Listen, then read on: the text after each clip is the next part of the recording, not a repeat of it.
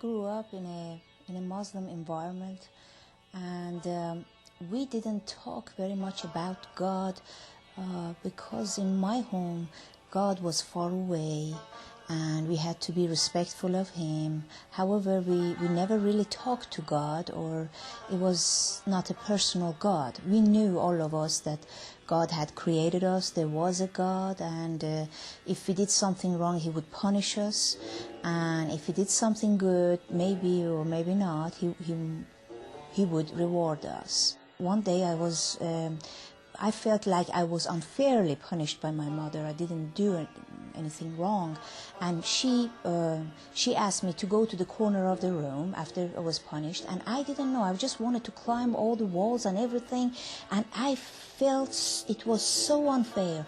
And suddenly I heard a voice who told me, "Hey, Shirin, it's okay. It's your mom. Just love her. Everything will be fine."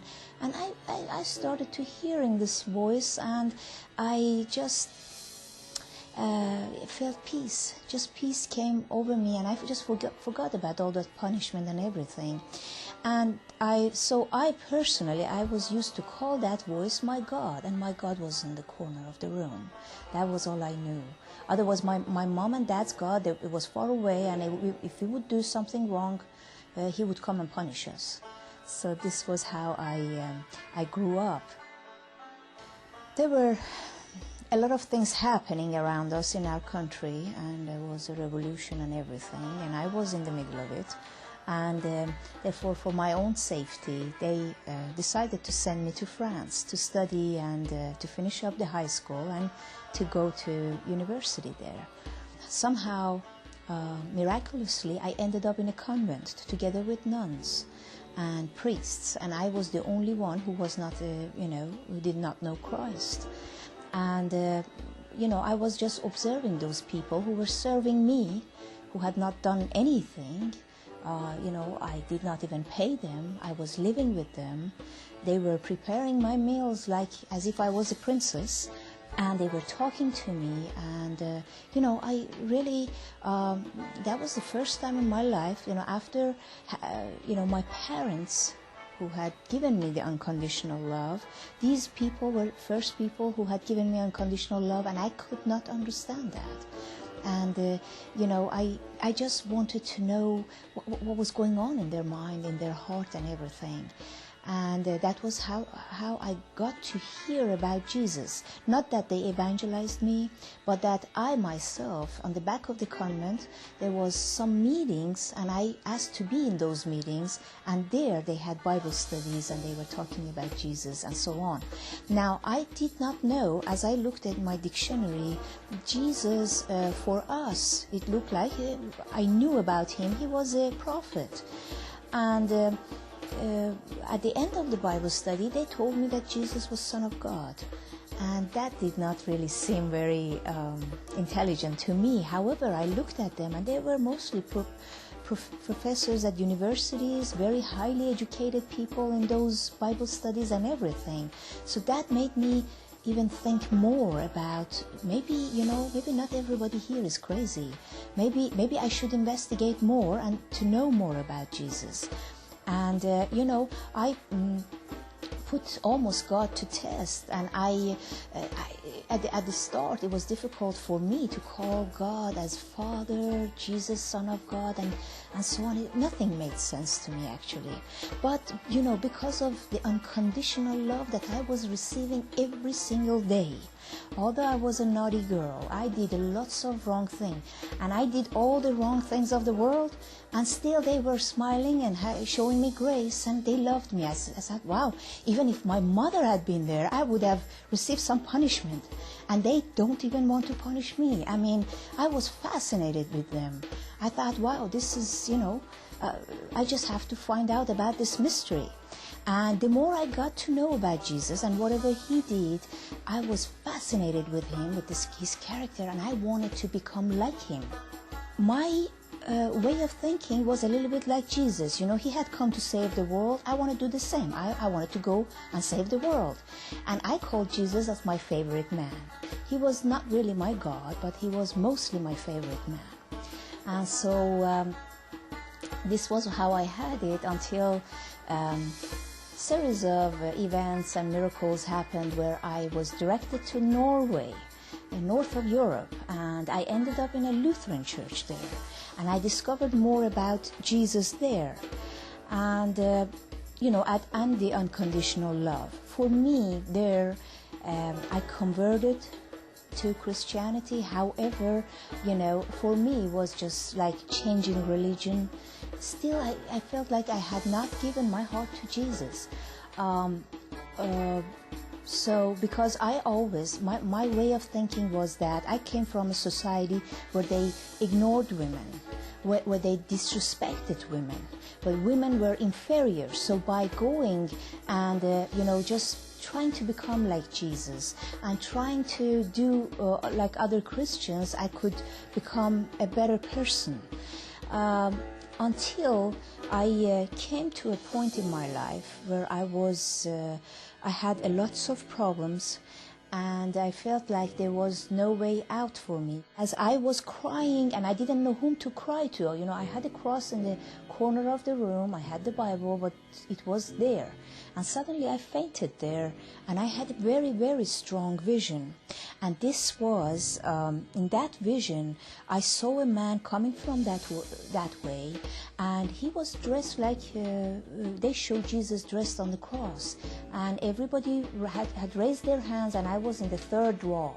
And everybody raised their hands, and they wanted to touch him, and he let himself be touched. And suddenly I cried, and I said, "Oh, Father Jesus, please come and help me." And in that vision, it didn't seem like he heard me, but he came closer and closer. As he came closer, I just looked at his eyes. The only thing I wanted to know, if he was mad at me. In a Muslim, the Muslim way of thinking is that, you are not really a sinner until you have really sinned and done something wrong. And so that was for me the first time standing in front of God and feeling like I was a sinner and I really did not deserve to be forgiven. That was how I stood in front of him in that vision.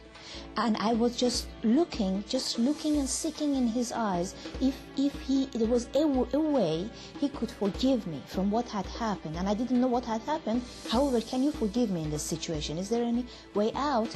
And as he came closer, I looked at his eyes. I felt like his eyes had suffered so much. However, suddenly he opened up his arm and he asked me to go to him. And I could not believe. It was as if they had given me the whole world. I ran to him like crazy. I took around his neck and I said, I don't care where you go, but wherever you go, I will be hanging from your neck. As I opened my eyes, I had the Bible right here, and I was pretty scared when I opened my eyes, actually, and I was just trembling, and I didn't know what to do. What actually happened? I was just trying to explain to myself what happened, and when I remembered the vision, and then I said that to one of my Christian friends. He said that, well, that was the first time you really repented, and I think you got saved. And the most amazing thing was that everything that I hated before, I liked now, and everything that I liked before, I hated now. All the worldly music and so on did not make sense. And when even reading the Bible, well, I had the Bible right next to me, so as I opened it, it was as if the words meant something else. It was some cover from my eyes that was taken away. I could see and I could understand the Word of God. And it was amazing. I cannot tell you. I felt like a new person. The other person died. I mean, what happened to the other person? I could not explain it. I am a new person who can enjoy and who can see all the opportunities and everything.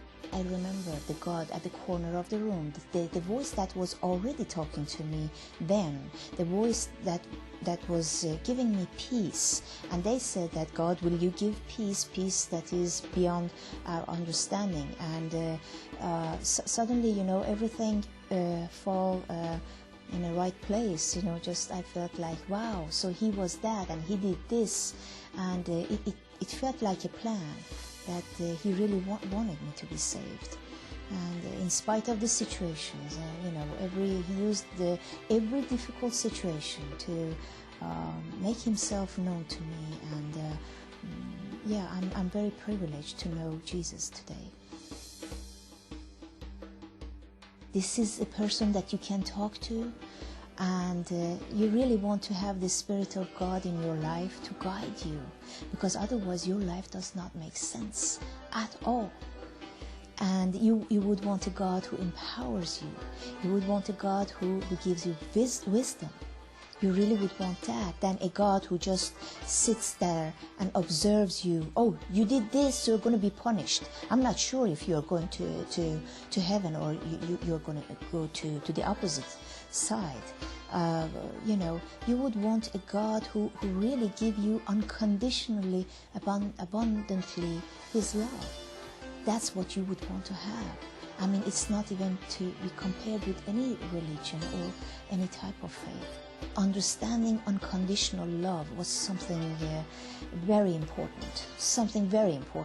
And many times, as I myself approached a Muslim friend, it has been like, I understood for them, it was like, oh, she wants to make us the member of her church, she wants us to do this, that's why she's doing that. So I really didn't want this to be only an advertisement for something. That's something, you do this because of that, but just do this because your life is going to change. You're going to see all the possibilities that you have.